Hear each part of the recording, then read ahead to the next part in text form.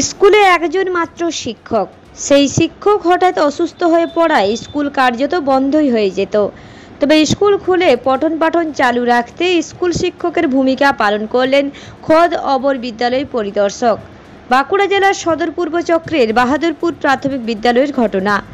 এই single teacher প্রাথমিক বিদ্যালয়ে একমাত্র শিক্ষক কোনো কারণে ছুটি নিলে বা বিদ্যালয়ে উপস্থিত না হতে পারলে এমন সমস্যা প্রায় ঘটে।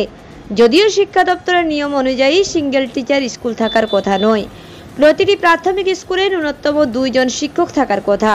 এই স্কুলের ক্ষেত্রে কেন এমনটা হলো তা নিয়েও প্রশ্ন উঠছে। যদিও এদিন স্কুলের পড়ুয়ারা পঠন পাঠনের অধিকার থেকে যেন বঞ্চিত না হন, তাই বাঁকুড়া সদর পূর্ব চক্রের অবর বিদ্যালয় পরিদর্শক সজল মাহাতো নিজেই শিক্ষকের ভূমিকা পালন করেন। ক্লাস নেওয়ার পাশাপাশি মিড ডে মিলে তদারকিও করেন তিনি।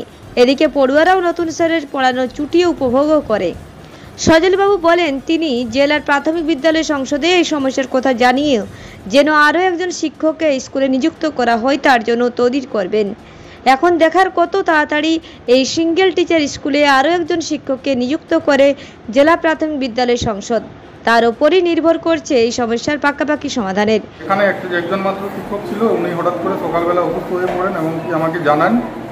যেহেতু আমরা গ্রাউন্ড লেভেল অফিসার, তো আমাকে উনি রিপোর্টিং করেন যে এরকম অসুস্থতার কারণে আমি স্কুলে যেতে পারছি না।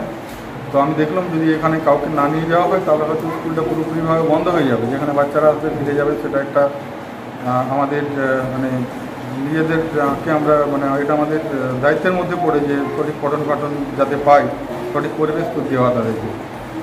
তো সেখানে টিচার অ্যারেঞ্জ না করতে পেরে সেখানে আমি নিজে এসে হাজির হলাম।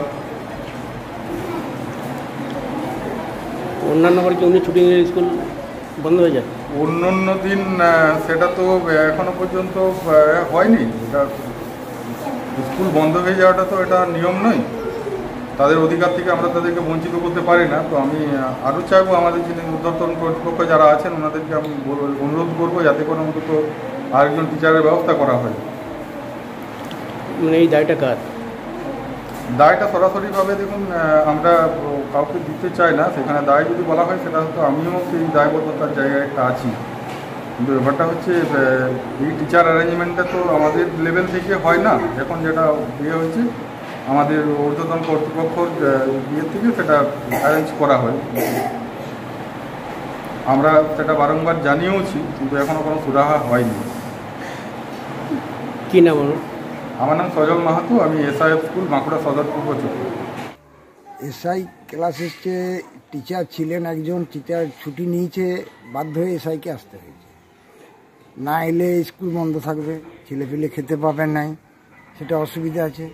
আর আমাদের গাঁয়ের পক্ষে সম্ভব না, কেন বাইরে পাঠাবার জন্য কোনো সোর্স নাই যে এখানে পাঠাবে কি ওখানে পাঠাবে, তাও রাস্তা নাই কোনো।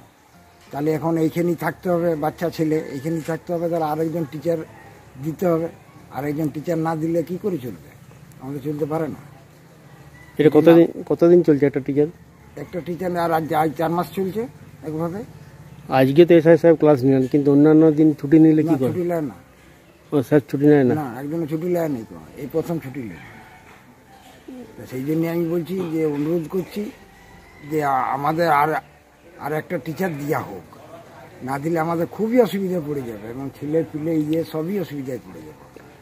কী কী অসুবিধা হচ্ছে টিচার না থাকে?